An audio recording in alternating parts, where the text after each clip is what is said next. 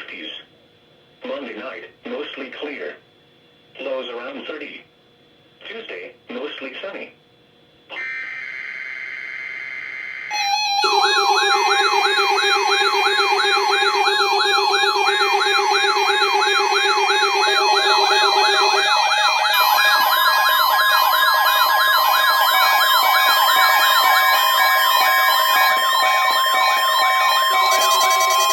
This is the National Weather Service Office in Greenville, Spartanburg. The preceding signal was a test of weather radio station WXL70's public warning system. During potentially dangerous weather situations, specially built receivers can be automatically activated to warn of an impending hazard.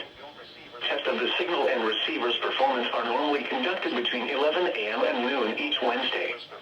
If there had been a threat of severe weather, the test would have been postponed until the next available good weather day. Reception of this broadcast and the warning alarm will vary at any given location.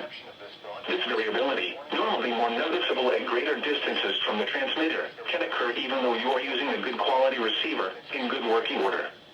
The warning alarm will be activated for hazardous watches and warnings.